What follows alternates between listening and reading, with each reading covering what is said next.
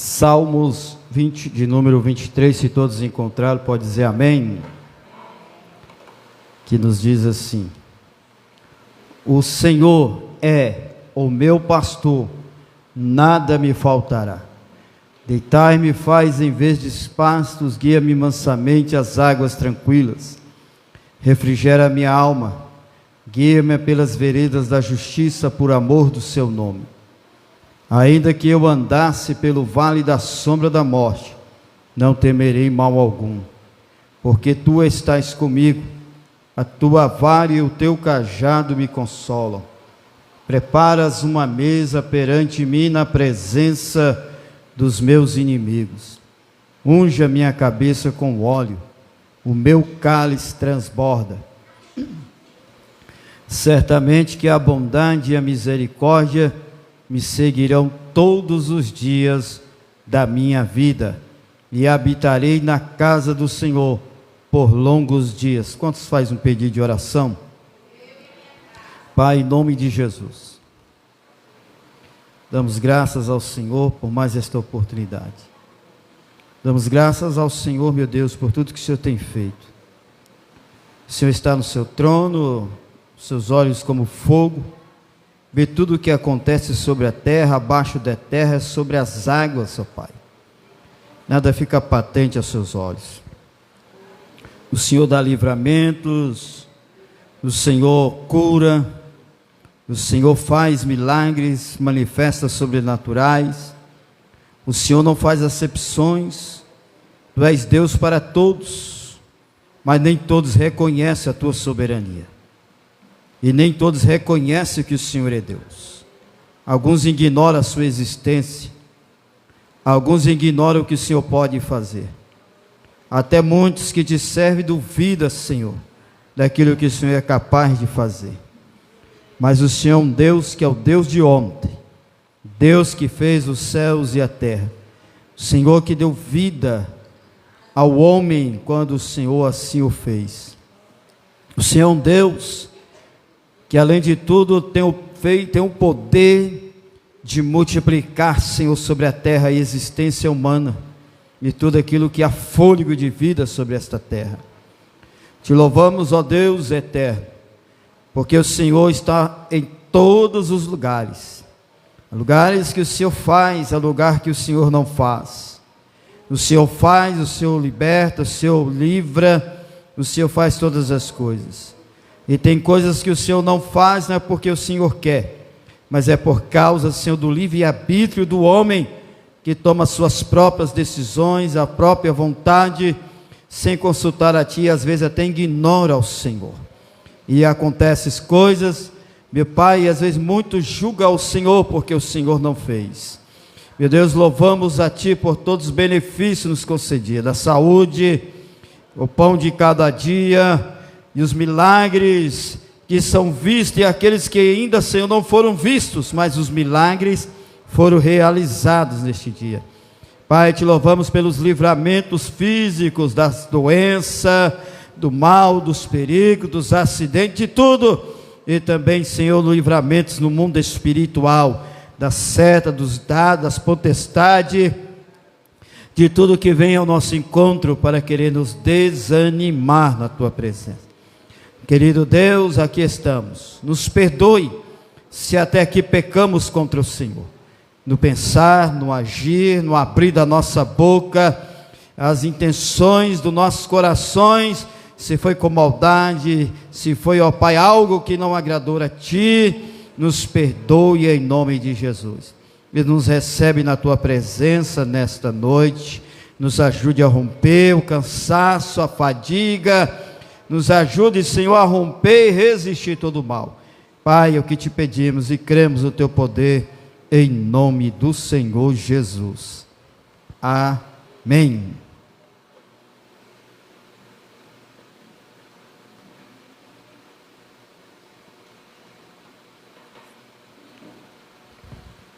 Eita, água abençoada. Mais uma vez, a paz do Senhor.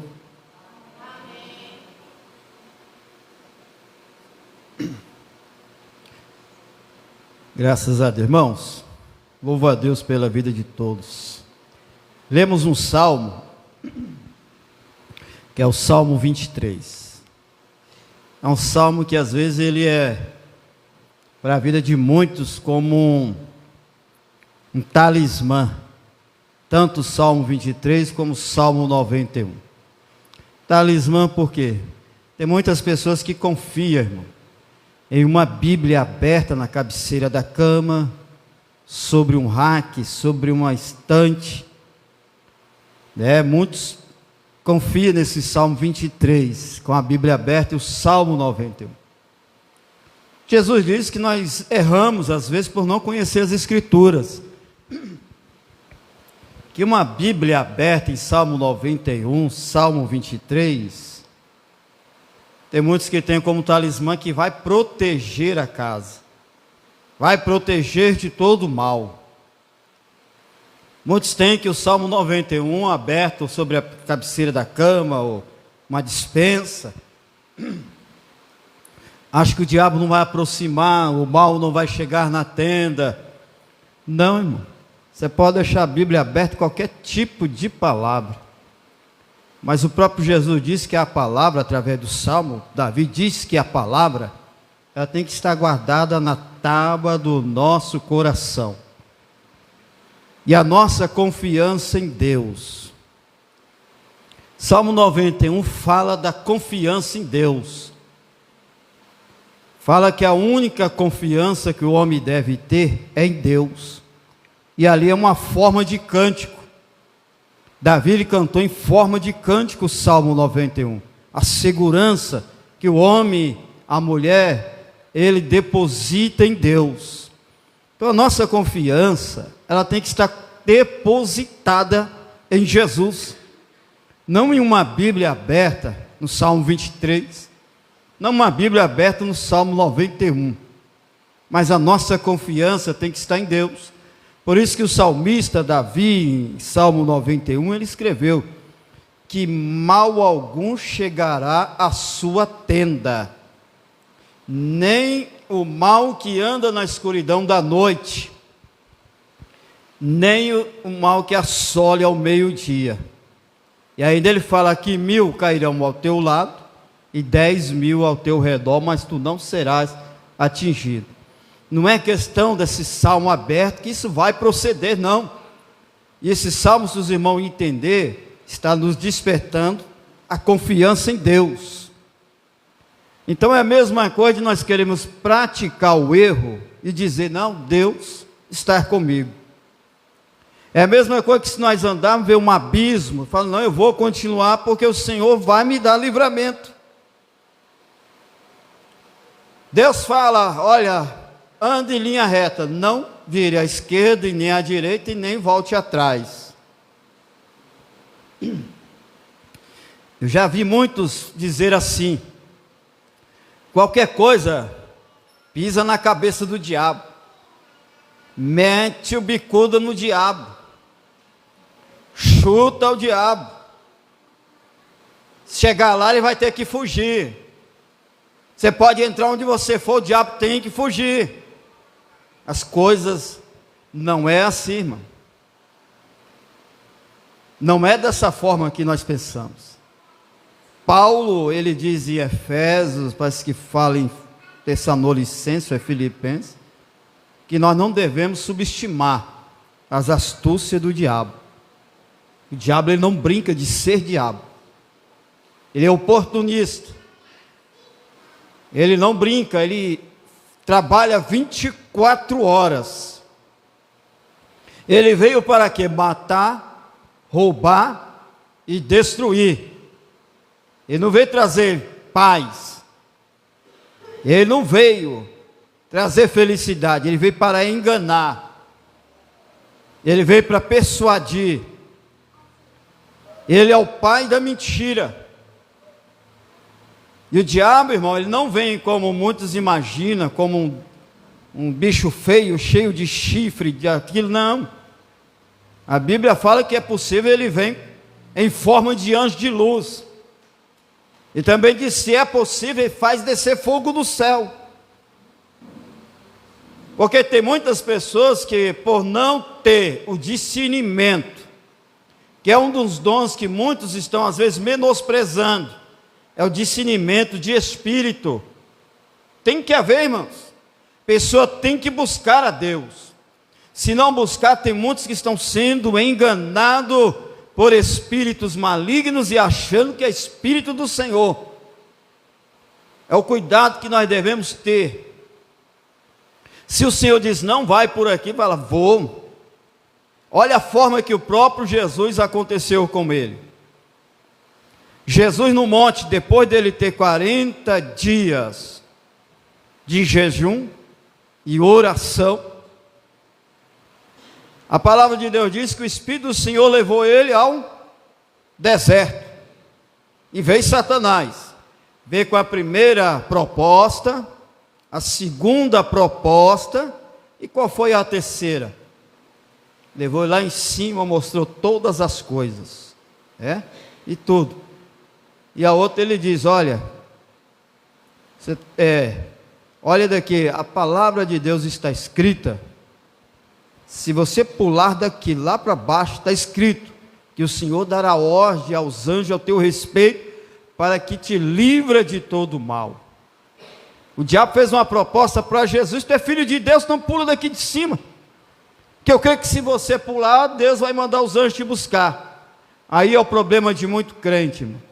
Ir aonde não pode ir, fazer o que ainda não pode fazer, agir que ainda não é hora de agir, pegar o caminho que não é o certo desse caminho no momento, ir para o lugar da tentação, sabendo que não é preparado e não vai resistir à tentação.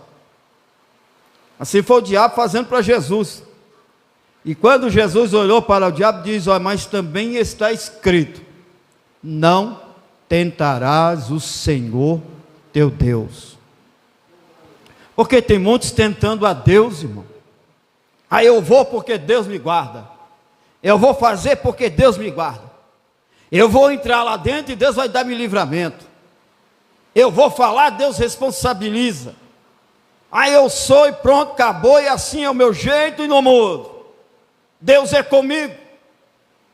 Então, irmão, tem muitos tentando a Deus, entrando em porta onde o Senhor não vai entrar com ele, pegando o caminho aonde o Senhor não vai acompanhar ele, falando coisas que Deus não vai falar por ele, está tomando ações que Deus não vai justificar por ele, entrando em certos detalhes e aonde Deus não vai dar livramento, porque tem muitos tentando a Deus, tomando decisões e às vezes, por que Deus não fez? Por que Deus não livrou? Irmão, tem coisas que muitos têm que entender, o que é a permissão de Deus e o que é a vontade de Deus, já foi falado isso aqui. Tem muitos que estão confundindo a permissão de Deus com a vontade de Deus, e as coisas não é assim. Por que a permissão de Deus? A permissão de Deus é aquilo que a gente insiste, quer fazer, quer tomar rumo, quer insistir numa coisa que Deus não está aprovando, que Deus não quer que faça, que Deus não quer que haja, ou que fala, ou que toma rumo, a direção. A pessoa insiste, aí Deus vai e permite.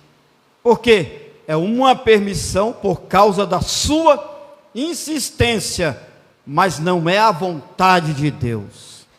Deus permite, e essa permissão de Deus é para, às vezes, nós mesmos entender que nem tudo é como nós vemos, imaginamos e queremos, por causa da nossa atitude e os nossos impulsos.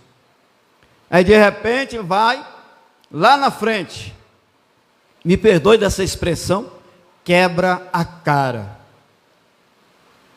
é envergonhado ou envergonhada, se frustra, se não tiver um equilíbrio, não vou dizer emocional, mas espiritual, se não tiver, desvia, sai do caminho de Deus. E às vezes, irmão, vai querer culpar alguém por causa do erro, que tem gente que é assim, quer esconder os seus erros culpando alguém, colocando alguém como culpado ou réu da sua decisão tomada. Aí Deus permitiu. Aí começa a questionar, a reclamar, mas Deus falou, Deus aprovou, Deus fez, Deus abriu a porta, Deus mandou, olha, Deus deixou, Deus permitiu, e começa o questionamento. E por que aconteceu isso? Deus não vai descer do céu e dizer, não, eu permiti porque você insistiu, mas não era a minha vontade. O que você não via, eu estava vendo. O que você não sentia, eu estava sentindo. O que você não pressentia, eu pressenti por você. Mas você insistiu demais. Você questionou demais. Você até falou, se Deus não for comigo, eu paro, eu desisto. Você fez uma prova comigo de tolo. Sabe qual é a prova de tolo com Deus, irmão? Você lembra de um certo juiz, que me fugiu o nome dele, está na Bíblia, que ele fez uma prova com Deus, diante dos exércitos. Ele disse, nós vamos à guerra, mas se o Senhor nesta guerra entregar os nossos inimigos nas nossas mãos, quando eu chegar a primeira que sair daquela porta da minha casa para fora, eu vou oferecer de sacrifício. Vocês já leram isso aí? É o saque, é a prova com Deus, a prova de tolo, irmão. E tem muitos que gostam de fazer prova de tolo com Deus. Ele foi à guerra, venceu, e quando ele chegou, a primeira que saiu da porta para fora foi a filha dele. Ele não poderia falar outra palavra? E tem muita gente que faz essa prova de tolo. O Senhor é meu pastor, nada me faltará. Tem muitos que confundem esta palavra. Nada me faltará. Oi? É prova precipitada. Mas é uma prova de tolo, irmão. A prova precipitada, ela se torna prova de tolo. Tem tanta gente que faz prova precipitada com Deus, e às vezes não está da forma que Deus quer e agrada, e às vezes não sai no alcance da expectativa de quem fez a prova, viu? Acaba se frustrando. Eu vou lá na igreja hoje, vou fazer prova com Deus. Se eu chegar lá, fulano tiver com a roupa de cotal, desse jeito, Deus está comigo. Se eu chegar lá, o pregador for fulano, amém. Se eu chegar, for isso, amém.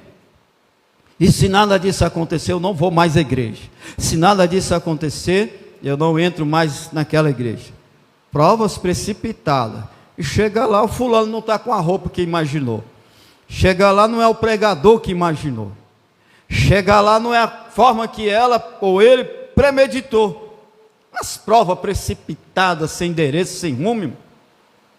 Assim tem muitos tentando a Deus. Vamos fazer a decisão.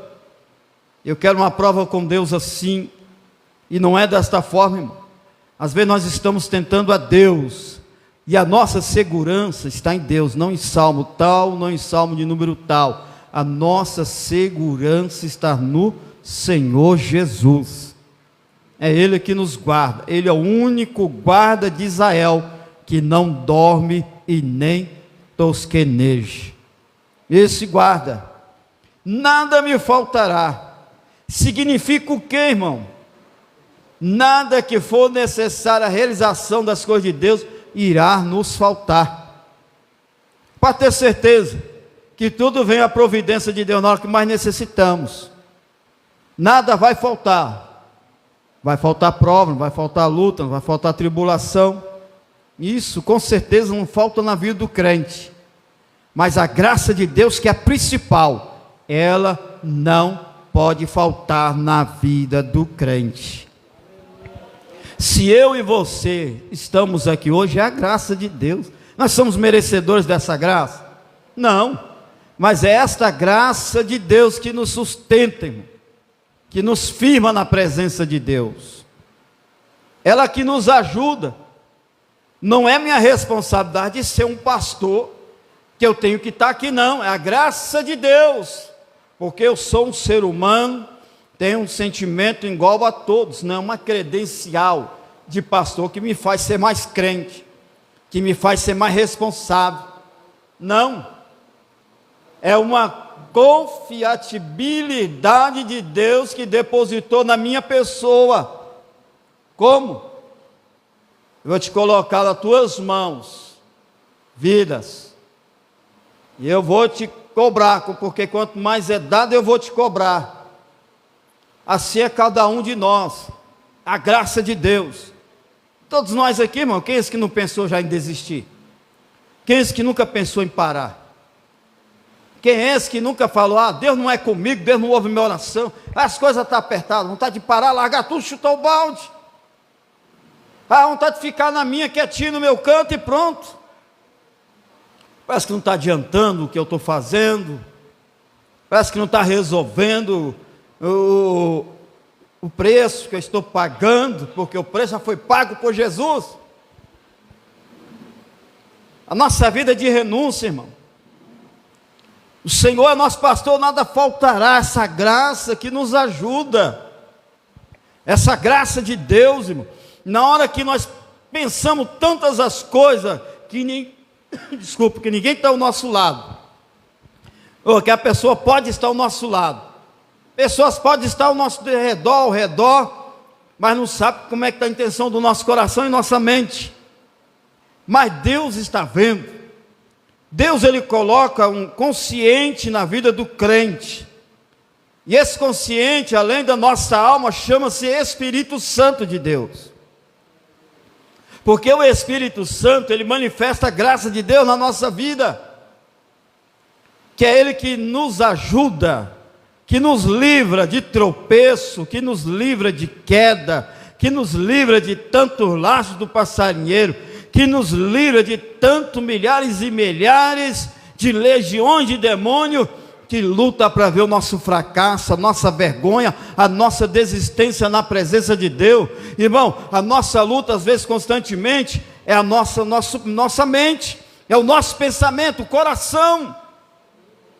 É constante, querendo desistir, querendo parar, é complexo, é tantas coisas que surgem, é superstições, é pensamentos inferiores, é pensamento de menosprezo, é muitos pensamentos que nós ficamos guerreando dia a dia, e tem hora que nós paramos, ficamos refletindo, às vezes falamos, não gosta de mim, Deus não é comigo, parece que o povo virou as costas, e aqueles complexos, e o diabo que não deixa de ser diabo, e não perde oportunidade, e nem tempo, ele trabalha, sabe por quê? Ele não tem o poder de ler o nosso pensamento, mas ele fica nos observando, ele é como se fosse um psicólogo, ele fica nos observando, o que tenta passar, eu vou aguardar o que vai sair da boca dele, eu vou aguardar o que vai sair da boca dela, algum gesto que ela fazer, o que ele fazer,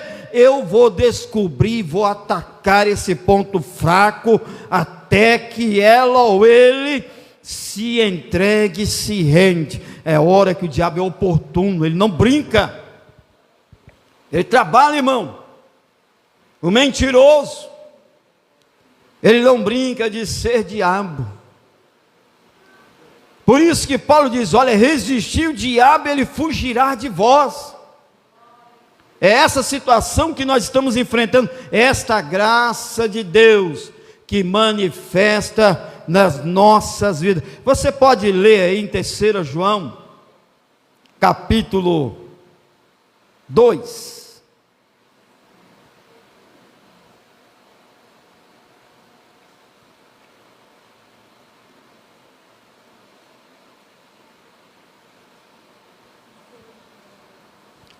Glória a Jesus. E outro deste, João 10, 11, Filipenses 4, 11 a 13.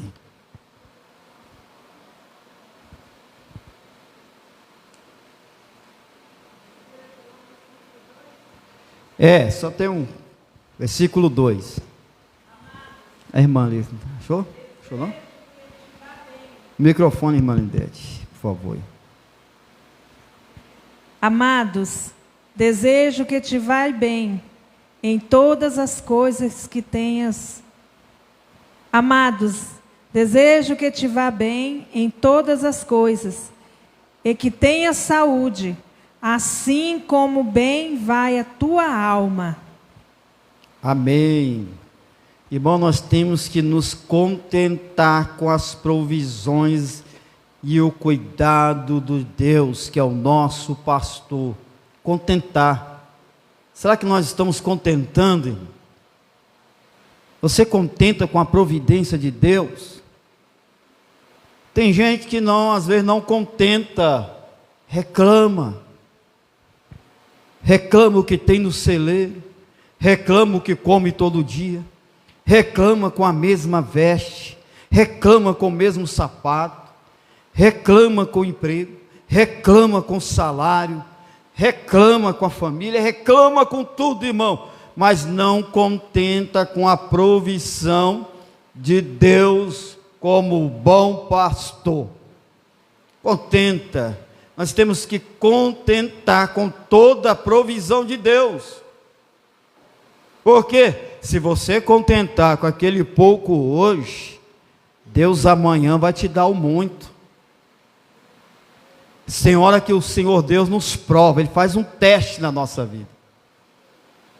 Você quer ver o crente esmorecer na fé, esfriar na fé, recuar, parar de vir, é quando Deus prova ele nas finanças. Irmão, você quer ver um crente dar uma recuada, entristecer, é quando é provado na finança. As portas fecham, parece que não clareia, vem as contas, vem o celeiro, vem as coisas aiadas que vai surgindo, a pessoa começa a entristecer, a aborrecer, e o inimigo é esperto, ele sabe. Cadê teu Deus, hein? Onde está o teu Deus aí? Esse Deus que você serve. E ele vai assoprando na mente. Cadê o teu Deus? E a mente, ela começa a fazer o quê? A mente, ela vai começando a modelar aquela palavra que vai recebendo. Ah, Deus não é comigo. Tá difícil esse negócio de ser crente. Tá difícil, é só prova, é só luta. Esse negócio não está certo. Eu estou orando, fazendo tanta coisa, lutando para ser certo, e as coisas me apertam. É Deus provando na finança, porque o diabo está falando, cadê o teu Deus? E na mente dele já começa a nascer outro tipo de frase. Deus não é comigo. Deus não está me vendo. Ah, está faltando isso na minha casa, meu celeiro está vazio, ó, as contas estão só aumentando. Mas vai ver, irmão, quando está na bonança não é dizimista, quando está na bonança não é ofertante, quando está na bonança não coopera na obra, quando está na bonança quase não busca a Deus, quando está na bonança está distante de Deus. Quando está na bonança, a vida está melhor do que servir a Deus. Aí Deus fala, espera aí meu filho, vou fazer um negocinho contigo. É onde Deus, que é o nosso pastor, Ele vai nos provar. Ele vai provar lá na finança. E quando Ele prova na finança, vem tantas coisas acompanhando como um pacote de promoção, de prova. Quando vem o pacote completo, irmão, se o camarada que serve a Deus não tiver equilíbrio, porque o homem e a mulher desequilibrado espiritualmente não tem firmeza, ele não tem base, não tem alicerce, é desistir, é sair fora, é reclamar. Olha Israel, irmão, Deus levou Israel para andar 40 dias, por causa de despreparamento. Deus falou, eu vou fazer vocês ter base na minha presença, vou fazer vocês aumentar a fé na minha presença, eu vou fazer vocês confiar mais em mim, eu vou fazer vocês entender que vocês têm que ser dependentes de mim. Eu vou fazer vocês entender, quem tem que ser adorado, tem que ter confiança, é somente eu. Em vez de ser 40 dias, Deus falou, vou fazer vocês andar 40 anos no deserto. É lá no deserto que eu vou fazer vocês andar 40 anos, para aprender a ser dependente de mim. Por quê? Porque quando eles saíram do Egito, a primeira coisa, quando foi atravessar o primeiro obstáculo, eles tiveram saudade lá do Egito, irmão. Porque lá no Egito tinha palha, lá no Egito tinha abrigo, lá no Egito tinha churrasco, lá no Egito tinha água fresca, lá no Egito tinha todo o acomodismo, lá no Egito tinha mordomia, lá no Egito fazia o que quer, lá no Egito podia mentir, lá no Egito podia enganar, lá no Egito podia persuadir, lá no Egito podia matar, lá no Egito podia roubar, lá no Egito podia extorquir, lá no Egito podia fazer as coisas que não deveria fazer, mas fazia. Mas quando foi no deserto, vem a prova de Deus. Lá você fazia, mas na minha presença vai ter que aprender a fazer o que eu quero. É assim que Deus faz, irmão. Vou provar na finança. Só que agora eu tirei vocês do Egito, porque quando chegou no Mar Vermelho, diz, olha, começaram a ter saudade do Egito. Moisés, você nos trouxe aqui nesse lugar para morrer das mãos do exército de Faraó, passar sede, passar fome. Para onde nós vamos? Não temos endereço, porque lá no Egito, além de nós ter palha, nós estávamos sofrendo, mas nós tínhamos churrasco, nós tínhamos água fresca, tinha abrigo, poderíamos fazer isso, e agora tu nos trouxe aqui para morrer de fome, porque tem muitos que questionam Deus. Eu vivi uma vida boa antes de ser crente, agora que eu sou crente, é só prova, só tribulação, só luta, nada muda, nada melhora. Sabe por quê? Não tem paciência de esperar o projeto de Deus, irmão. Quem quer ter bênção tem que aprender a suportar o propósito de Deus na vida. É dessa forma, é suportar. Eu vou desistir porque não estou dando conta. Sabe por quê? É porque ainda não aprendeu a conviver da forma que Deus procede e está trabalhando. Quem achou Filipenses? João 10, 11, Filipenses 4, 11 ao 13. Você está aceitando o processo de Deus na vida, irmão? Tem muitos que não aceitam. Escapole da mão de Deus, igual sabonete. Você achou? Pode ler, por favor, irmão. Filipenses 4, capítulo 4, versículo 11. 11 ao 13. Não digo isto como por necessidade, porque já aprendi a contentar-me com o que tenho. Sei estar abatido e sei também ter abundância em toda maneira, e em todas as coisas estou instruído, tanto a ter fartura como a ter fome, tanto a ter abundância como a padecer necessidade. É verdade, 13. O 13, pastor. Posso todas as coisas naquele que me fortalece. Está vendo? Será que tem muitos que podem dizer essa última palavra? Posso todas as coisas naquele que me fortalece? Será que tem muitos, irmão, que sabem viver diante de Deus, na necessidade, ou na abundância, na fraqueza, ou na dor? Tem gente que não suporta, irmão. Esses homens de Deus, se você olhar na Bíblia, ninguém foi escape de ser provado. Ninguém foi escape de ser perseguido. Ninguém foi escape de passar por necessidade. Mas uma coisa, eles viveram também uma vida com uma abundância na presença de Deus. Tem um sofrimento, mas você pode ver que esses homens e mulheres de Deus que estão na Bíblia, que passaram por tudo isso, pessoas aprovadas por Deus, mas vai ver a intimidade de cada um que tinha com o Senhor. É uma intimidade suprema.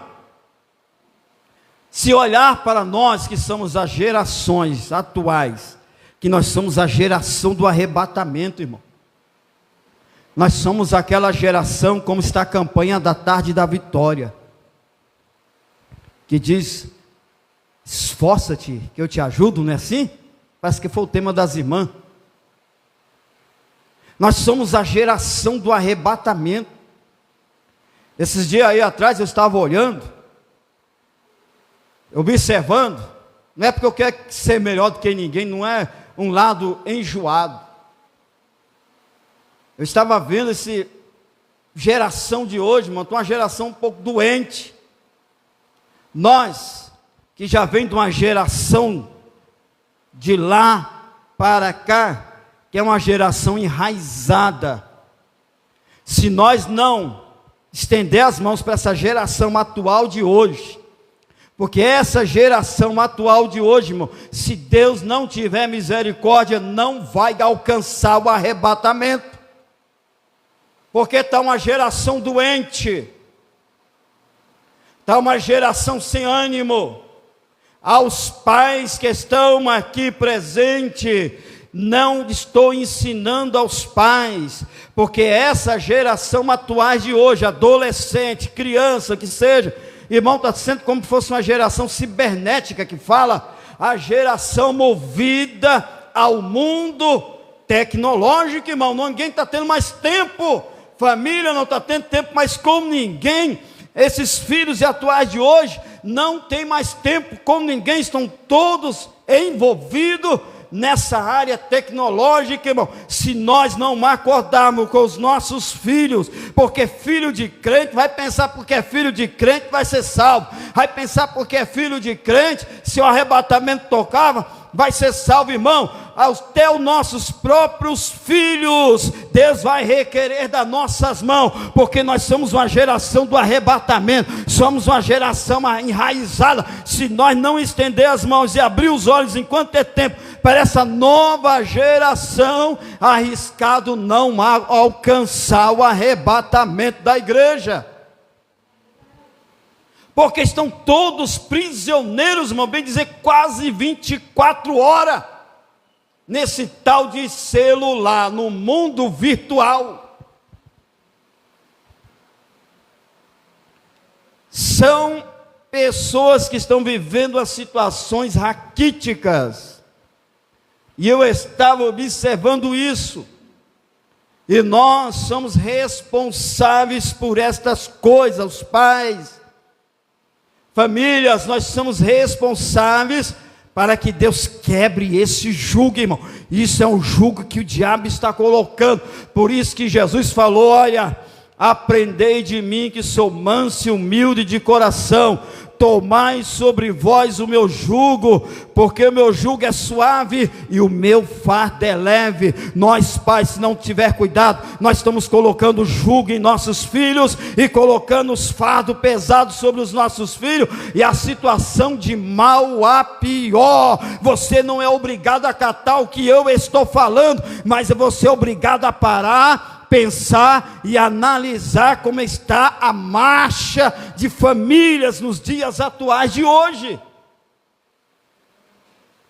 porque nós somos, em nossa geração do arrebatamento. Vai pensar que vai mais de 20 e tantos anos? Não, qualquer momento Jesus toque a trombeta, até nós, se não tivermos cuidado, vamos ser pegos de surpresa. Quem achou aí, por favor, João 10, 11. A felicidade de termos o Senhor como o nosso pastor. E como é que estamos nós diante do nosso pastor, que é Jesus Cristo? Eu sou o bom pastor. O bom pastor dá a sua vida pelas ovelhas. Jesus, obrigado. Jesus, quando falou isso, ele estava em vida na terra, como filho do homem.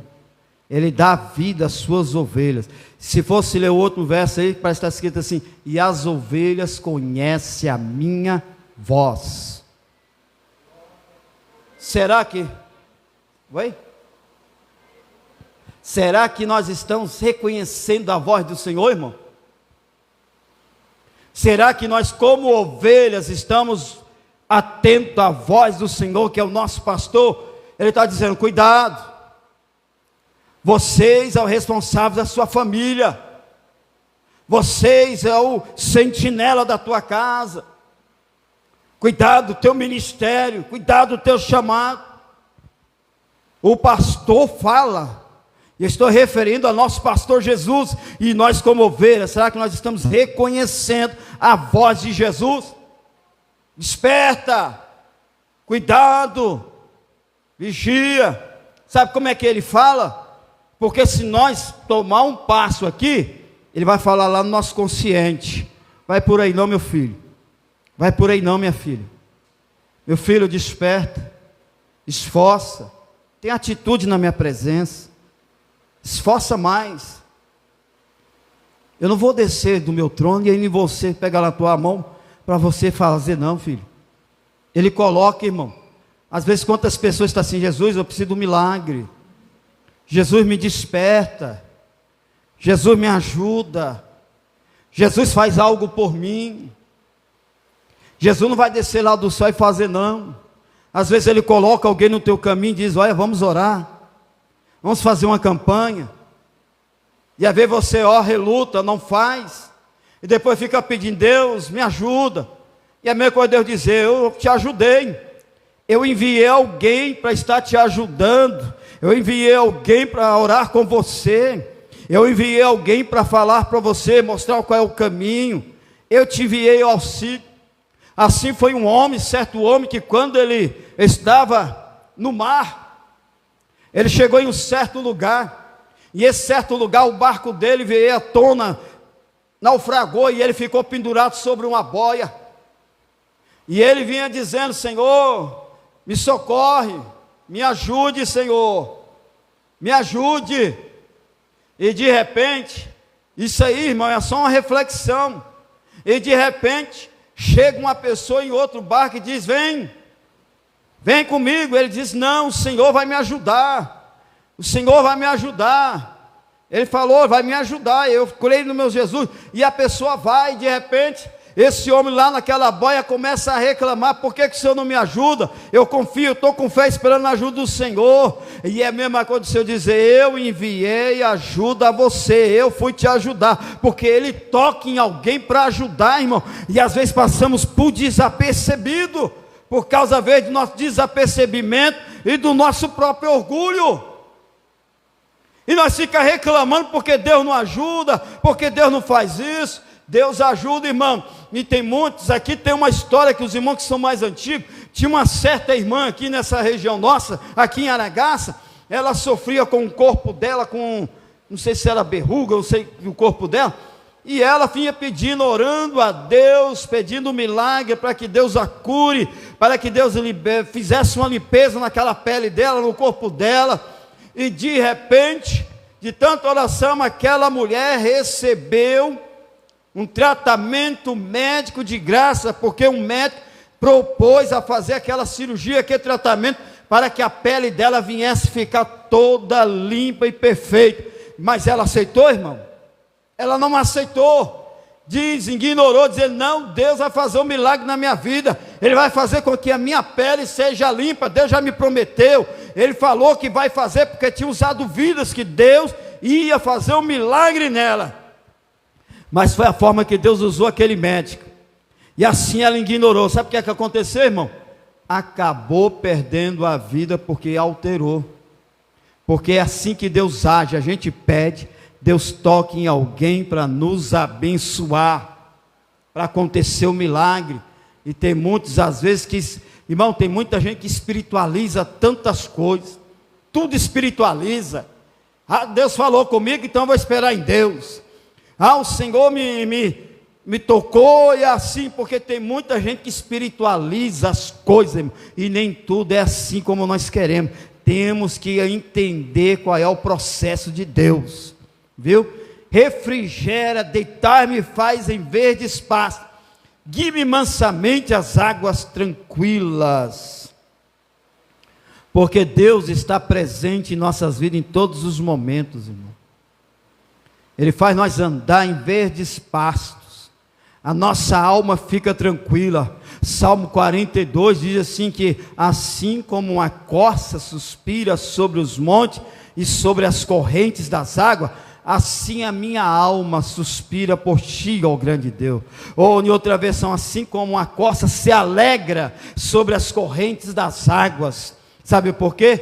Porque tem momento que as correntes das águas congelam, vem aquele gelo, vem aquele inverno, não tem nada verde, e aquelas corças, elas têm que lutar contra a vida, para manter a vida, a sobrevivência. Mas quando passa o inverno, a primeira coisa, vem o gelo, derrete, e quando as corças vê o gelo derreter, e já começa a ver as águas, as correntes das águas se aparecerem, ela já começa a se alegrar. Sabe por quê? Além das águas, correntes começaram a nascer, aí vai surgir os campos verdejantes, as florestas, as frutas, assim ela se alegra sobre as correntes das águas, ela salteia. Assim somos nós, quando o Senhor diz: me refrigera a minha alma, guia-me pelas veredas da justiça, deitar-me faz em verdes pastos, guia-me mansamente pelas águas tranquilas.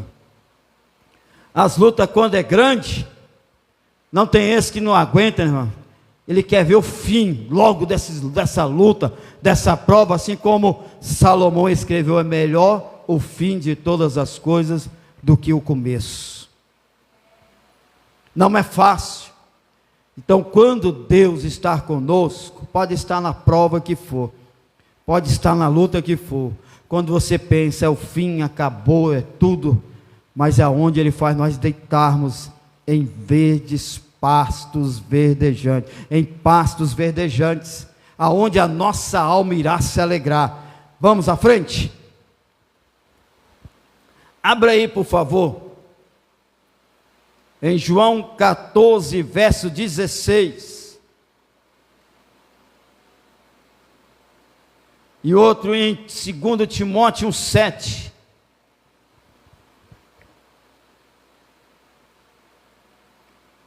Glória a Jesus.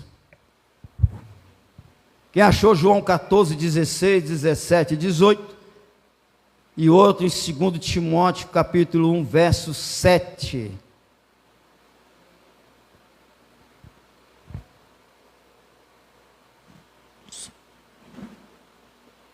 João 14. João 14, verso 16, 17 e 18. E eu rogarei ao Pai, e Ele vos dará outro Consolador, para que fique convosco para sempre, o Espírito de verdade, que o mundo não pode receber, porque não o vê nem o conhece, mas vos o conheceis, porque habita convosco e estará em vós. Não vos deixarei órfãos, voltarei para vós. Deus abençoe. 2 Timóteo 1,7. Glória a Deus.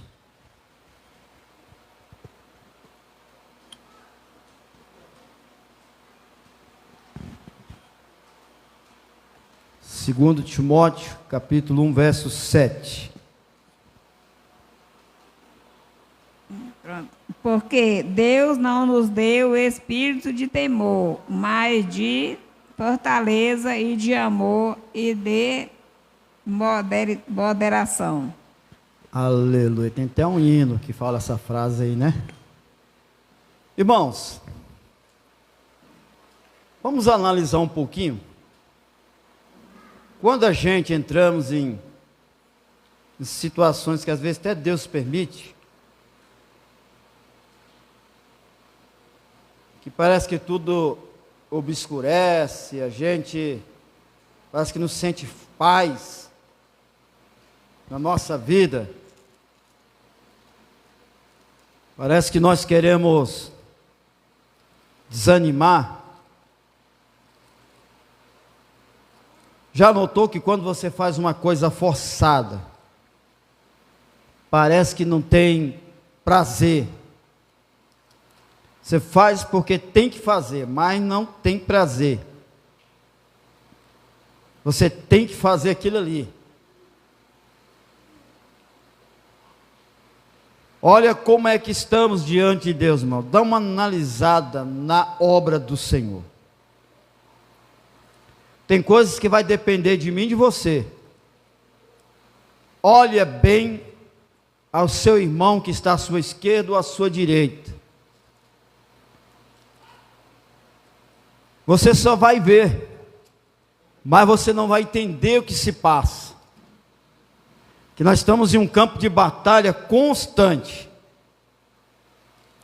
E esse campo de batalha que nós estamos é um campo de muita frustração.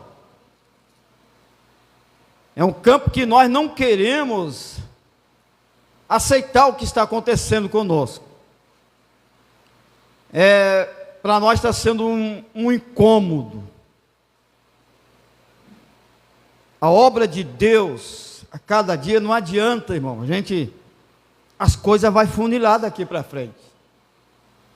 As coisas vai acontecer igual Malaquias falou, Miqueias, que outra vez nós veremos a diferença entre o justo e o ímpio, o que serve a Deus e o que não serve a Deus.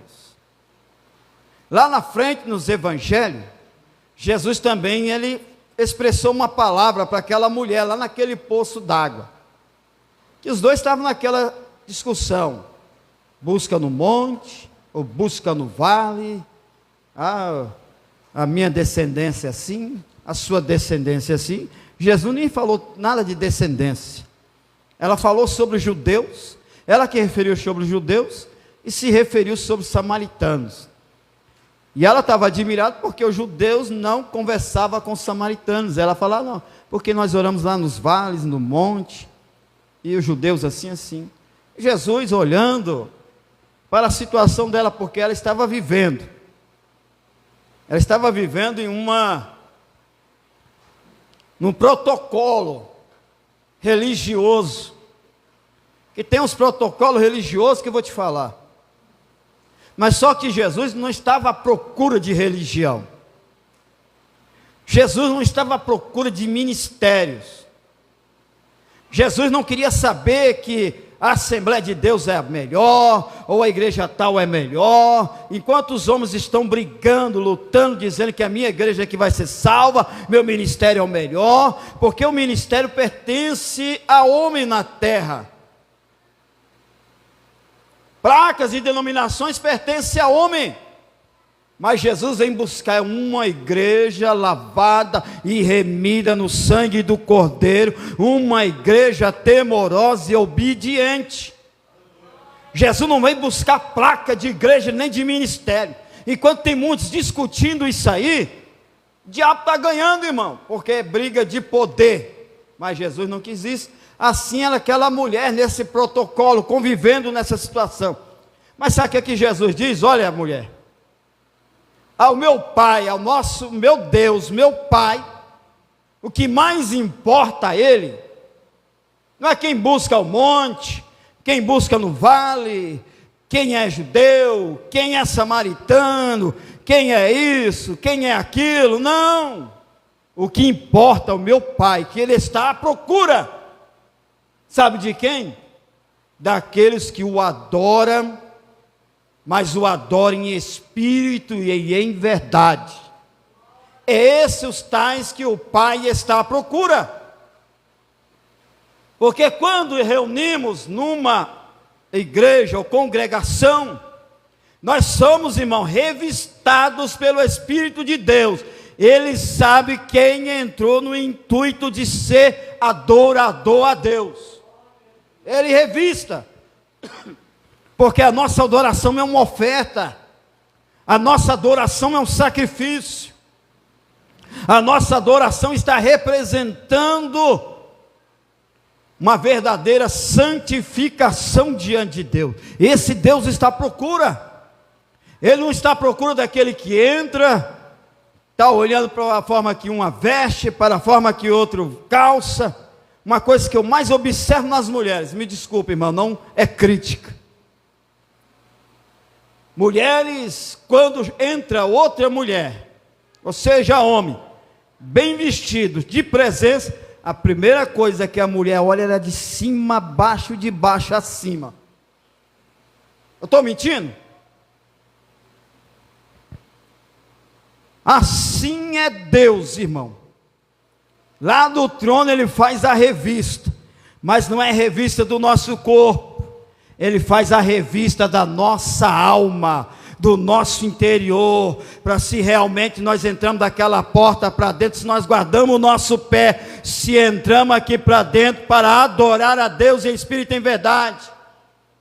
Não viemos aqui para poder ver quem veste bem, quem anda bem, quem prega bem, quem fala bem, quem tem oratória boa, quem tem a voz afinada boa. Não, irmão, nós não viemos aqui como júri de ninguém, porque aqui não é plateia, aqui não é show de calouros, aqui é a casa de Deus, aonde nós devemos prestar a nossa verdadeira adoração ao Senhor. É isso que Ele quer de nós. Por isso que a corça, quando ela vê aquilo, ela começa a saltear de alegria. Assim é nós, irmão, quando Deus tira nós da prova, Ele vai fazer que nós viemos saltear como? Que nós viemos nos alegrar. E quando nós nos alegrar, não vamos ter nem palavra para poder agradecer a Deus. Você quer ver? Faz um agrado para uma criança aí.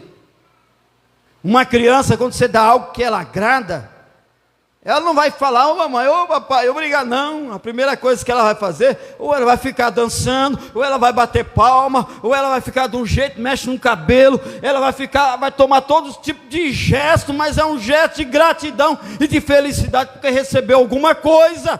Assim é o crente, quando Deus abençoa, ele age de uma forma sem saber agradecer a Deus. Nós devemos ser como uma criança na presença do Senhor. É dessa forma que Deus faz. Para nós encerrarmos, refrigera minha alma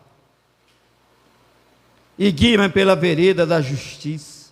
Ainda que eu andasse pelo vale da sombra da morte, não temerei mal algum, porque tu estás comigo. Mateus 28, 20, por favor. Êxodo 21, 20 também. Mateus 28, 20 e Êxodo 21, 20. E eu quero chegar aqui na parte principal aqui.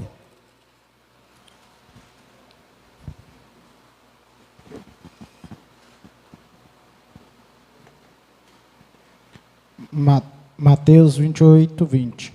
Ensinando-os a guardar todas as coisas que eu vos tenho mandado. E eis que estou convosco todos os dias, até a consumação dos séculos. Está vendo, irmão? Olha o que Jesus fez antes de Ele ir aos céus. Ensinando tudo aquilo que eu tenho vos ensinado. O que nós aprendemos aqui, irmão? Paulo, lá na leitura da ceia, ele diz assim: porque eu ensinei tudo aquilo que eu aprendi, eu vos ensinei. Porque na noite que o Senhor foi traído, tomou o pão e disse: tomai e comei, porque este é o meu corpo que é partido por vós, e fazei isto em memória de mim. Mas lá na frente, nós olhando esta palavra, irmão, será como eu estou, como você está, como a cada um responsável da sua própria alma, e como é que está cada um responsável lá da sua casa. Você, meu irmão, que é o sacerdote da sua casa. Você, minha irmã, que também é sacerdote da sua casa. Será que está ensinando tudo aquilo que o Senhor, vosso Deus, tem vos ensinado? Será ou está deixando a corda bamba, ou está deixando as coisas frouxas, ou está deixando o trem ir como o vento leva, ou está deixando como uma folha seca caída no chão? Será que está ensinando tudo como o Senhor tem vos ensinado? É uma ordem que Ele deu aos discípulos, mas essa ordem que Ele deu ao discípulo também é para nós. Nós como sacerdote, responsável pelas nossas almas. E será como é que nós estamos dentro da nossa casa como sacerdote? A salvação é individual, eu tomo conta da minha. Fulano que se vira com a dele. Não é assim não, irmão. Isso aí é gesto egoísmo. E também isso aí, ó, é gesto que o maligno gosta. Cuide da sua alma, deixa essa aqui para mim. Não, irmão, não é assim não. Cada um presta conta com a salvação, não. Você está orando, mas você tem que ensinar aquilo que você aprendeu lá dentro da tua casa, que você não vai entrar na outra casa, mas lá dentro, debaixo do seu teto, aonde, minha irmã, você é sacerdote, aonde, meu irmão, você também é o sacerdote. Vocês, abaixo de Deus, é o responsável da sua alma, da alma dos seus filhos, e quem convive com você, será que está ensinando tudo que o Senhor tem vos ensinado? Ou está deixando a coisa correr da forma que está? Porque aquele que faz a vontade de Deus, ele vai remar contra a maré, mas aquele que anda como quer, ele vai deixar que a onda leva, a corrente carrega, irmão. Não é assim não. Não é assim que Deus quer, não. Nós estamos andando contra o vento está soprando, mas nós temos que andar contra o vento. Não é a favor do vento, não. Se nós fosse a favor do vento, o barco não ia ficar daquele jeito. Se nós fosse a favor do vento, o mar não se abria. Se nós fosse a favor do vento, os muros de Jericó não caíam, irmão. Se nós fosse a favor, andar a favor do vento, as coisas não iriam acontecer na nossa vida, mas nós andamos contra o vento. É porque através que o vento, olha, um papagaio, uma pipa, não sei como os irmãos chamam, uma raia, ela não sobe a favor do vento, ela sobe contra o vento. Para ela subir, ela tem que estar contra o vento para ela pegar as alturas. Assim também somos nós, irmão. Nós somos pegando as alturas, que significa exaltado por Deus, quando nós superamos e andar contra o vento, porque o vento ele nos açoita querendo empurrar para trás, mas nós temos que andar para frente. Por isso que o Senhor Deus diz para Moisés, dizendo: Moisés, diga para esse povo que marche, porque nós temos que andar contra o vento. Quando andamos contra o vento, aí Deus está nos exaltando. Qual é quando andar contra o vento?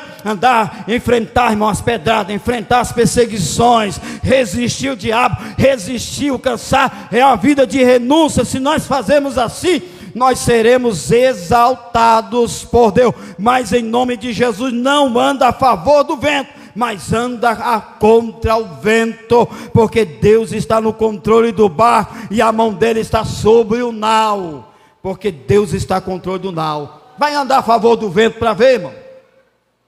Crente que anda a favor do vento é como uma folha seca, que o vento vem e assopra para onde ele quer. É aquele que anda sem direção.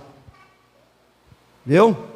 Quem achou aí João 10, 5, acha, eu leio em Romanos 8, verso 5 aí. O outro foi o que eu pedi, hein? Êxodo 21, 20, por favor. Êxodo 21, 20. Se alguém ferir a seu servo ou a sua serva com pau, e morrerem debaixo da tua mão, certamente será castigado. Até o 21, por favor. Porém, se ficarem vivos por 1 ou 2 dias, não será castigados, porque é seu dinheiro. Por que fala, irmão? Isso é o cajado. O cajado. O cajado de Deus não mata ninguém, irmão. O cajado de Deus, ele consola. O cajado de Deus, ele fortifica.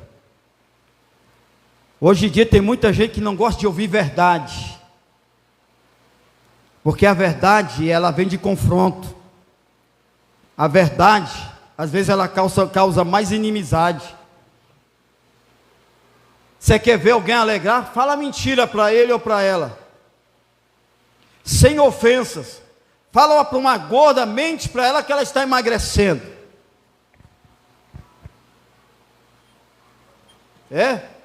Fala para um careca que o cabelo dele está nascendo. Fala para um magro que quer engordar, dizendo: ó, você está pegando corpo, está ficando bonito. Está ficando bonito. Mente para ver se não agrada o ego da pessoa, irmão.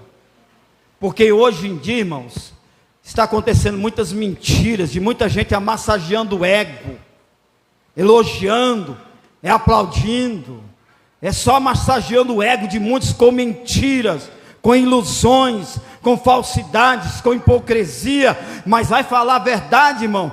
A verdade causa o quê? A verdade vai causar inimizade. A verdade, às vezes, até causa que alguém vira as costas, porque tem muitos que não gostam de aceitar a verdade, de ouvir a verdade. Mas o próprio Jesus falou para Pilatos. Pilatos não entendia o que é a verdade, porque só ouvia mentira, só ouvia elogio. Ele não entendia o que era a verdade. Por isso que ele perguntou para Jesus o que é a verdade. Lá na frente, se nós olharmos, o Senhor Jesus vai falar: e conhecereis a verdade, e a verdade vos libertará. E o próprio Senhor, a própria palavra de Deus em Hebreus diz: santificai-vos na verdade, porque a tua palavra é a verdade. Parece que é assim.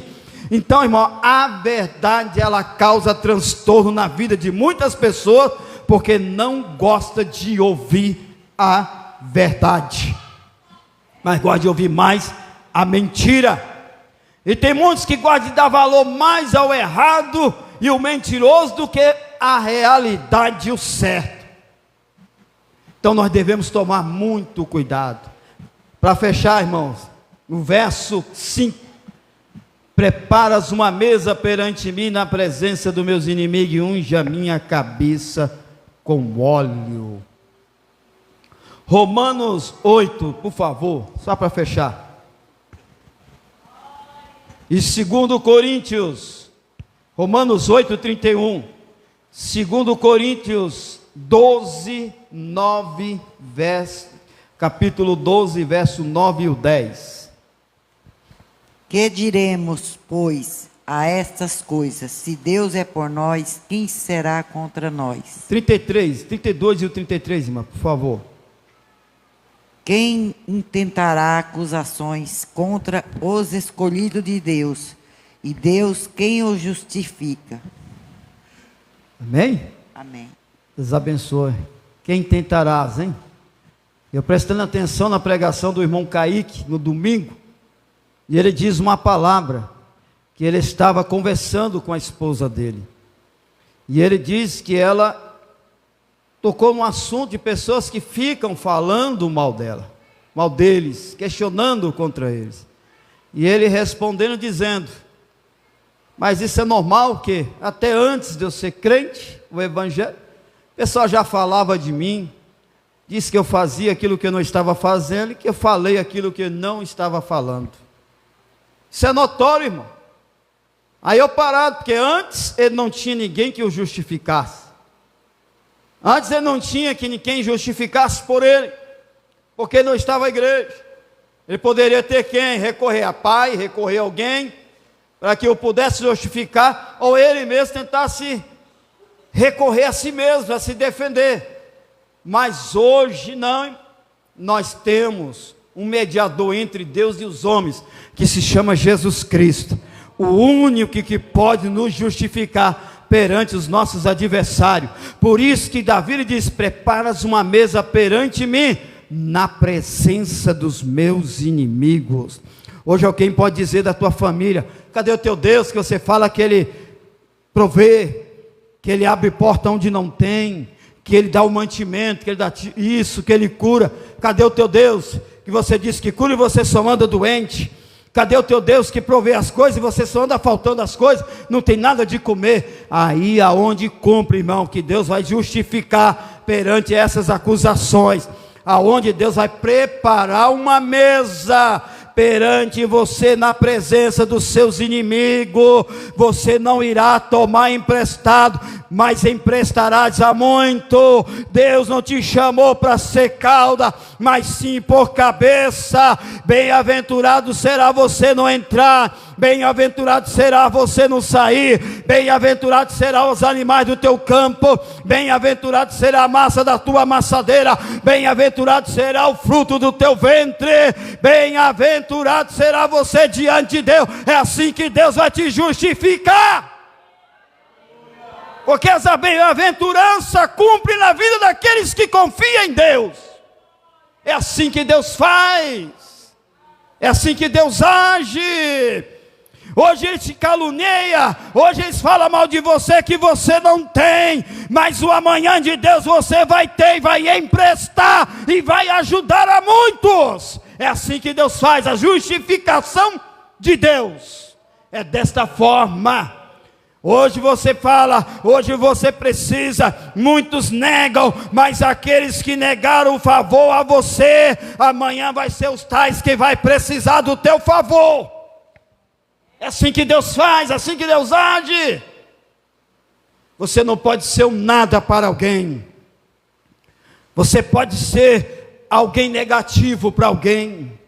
Alguém pode te julgar que por você ninguém recebe bênção, que você é isso, mas não se preocupe, enquanto muitos dizem que você não é nada, você vai ser um canal de bênção na vida de muitos.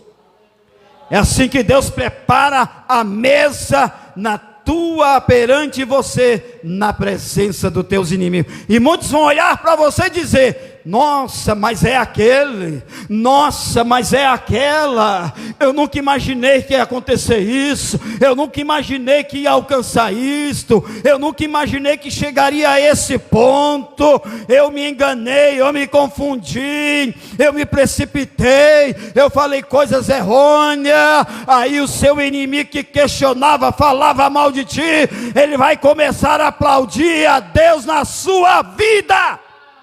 É dessa forma. Deus não deixa barato para o escarnecedor. É assim que Deus trabalha na vida de muitos. Oh, glória a Deus. Glória a Deus. Aleluia, Jesus. Aleluia. Ninguém é obrigado a gostar de você. Do jeito de você ser, do jeito de você agir, do jeito de você falar, tudo, ninguém é obrigado a gostar de você. Na nossa vida, nós somos luz, mas nem esta luz vai brilhar para todos, porque muitos, por não gostar, vão querer apagar esta luz que brilha em você. Muitos vão querer ofuscar esta luz que brilha em você, questionar, falar mal de você, criticar alguma coisa, porque ninguém é obrigado a gostar de você. Mas o principal de todas as coisas, tem aquele que te ama, aquele que te chamou, aquele que te escolheu, aquele que diz: tu és meu, aquele que diz: tu é precioso ou preciosa para mim. Tem este, irmão, que nunca vai virar as costas, que nunca vai falar mal de ti. Sabe por quê? Quando ele está te corrigindo, quando ele está fazendo uma coisa, como diz o escritor: o Senhor açoita, abate, corrige aqueles que ele tem por filho e aqueles que ele ama. É isso que Deus faz. Se ele faz isso, é porque ele te ama. Tu és precioso.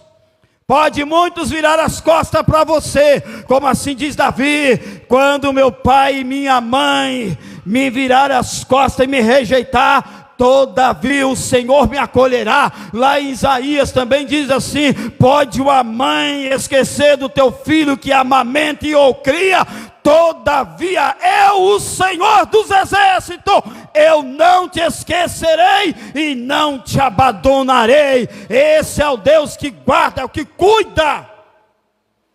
É o melhor de todas as coisas, é servir este Deus. 2 Coríntios 12, verso 9 e o verso 10. Meu Jesus. 2 Coríntios capítulo 12, verso 9 e o verso 10.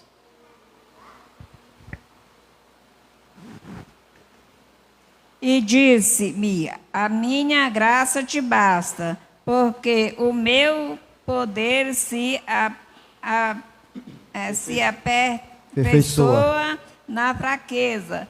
De boa vontade, pois me gloriarei nas minhas fraquezas, para que em mim habite o poder de Deus. Pelo que sinto prazer nas fraquezas, na injúria, nas necessidades, nas perseguições, nas angústias, por amor de Cristo, porque quando estou fraco, então sou forte. E na fraqueza, quantos pensou em desistir aqui, hein? Paulo, o que ele passou, seus irmãos, você vê que a história de Paulo, o que ele passou com esse espinho da carne aí, você não vai ver ele falar que desistir. Agora imagina nós nos dias atuais de hoje, hein? Vou parar, vou largar de ser crente, eu vou desistir, isso não é para mim, eu não dou conta, não precisa esse negócio de estar na igreja todo dia, não precisa disso, aquela tese para ser crente, não é que está ser crente só na igreja, eu estando na minha casa, e vai, quer desistir, irmão. E a graça de Deus, é que eu e você, nós estamos aqui hoje, irmão. Se não fosse essa graça de Deus, olha que o nosso coração fazia tudo o que ele depositou na mente. Desiste, para, faz, rebenta, faz esse negócio. Igual diz um negócio, se dana. Não liga para ninguém não, ninguém manda na sua vida. Você não precisa dar satisfação para ninguém, faz o que você quer, você é dono do teu nariz. Você é dono do teu nariz, você se decide, você toma rumo, você faz o que quer. É desse jeito, irmão. A graça de Deus que nos ajuda a vencer. Por essa graça eu estou aqui hoje. Eu não sou melhor. Eu preciso muito da graça de Deus. Você acha que os homens de Deus lá, Elias não desejou a morte? Jonas também não desejou a morte? Jesus na luta mais difícil, ele não quis parar. Ele não quis, eu não dou conta, isso aí não é para mim. Lá na oração dele, aparta de mim esse cálice, Senhor. Que já estava vendo a dor dele, sentia a dor dele. Muitos homens e mulheres de Deus desejou a morte. Olha Ana não aguentou humilhação, foi orar a Deus, mas não tinha palavra. Mesmo, irmão, que você está em silêncio, dobra o teu joelho aqui, mesmo que você não tem palavra, está em silêncio, no teu silêncio Deus está ouvindo a tua voz, porque Ele te entende, Ele te conhece. É como diz a palavra de Deus em Salmo 46, Deus é o meu refúgio, a minha fortaleza e o meu socorro bem presente na hora da minha angústia. E o verso 10 diz assim: aquietai-vos e sabeis que eu sou o vosso Deus, e serei exaltado sobre todas as nações. Salmos 2, o verso 7 ao verso 8 diz: pede-me o que tu queres, e eu te darei as nações por herança de ti. A forma que Deus trabalha, está aqui, a palavra profética verdadeira é essa. E é poucos que estão tendo falta de tempo para meditar nessa palavra. Isso aqui é a vitamina do crente. A vitamina do crente. Obreiro é Bíblia, harpa e óleo ungido. Aí perguntar ao obreiro aqui, quantos traz óleo ungido para a casa de Deus? Não é confiando nesse olhinho não, o olhinho tem que estar na sua bolsa, tem que andar contigo. Então a vitamina do crente, a arma do crente é essa, que o Senhor Deus em Cristo Jesus fala melhor em todos os corações por intermédio do Santo Espírito de Deus. Eu convido a todos para se colocarem sobre os vossos pés. Vamos orar agradecendo a Deus por esta palavra, por este culto. Agradeço a cada um dos irmãos e das irmãs pela humildade, mesmo no teu cansaço, na fadiga do dia, ter a paciência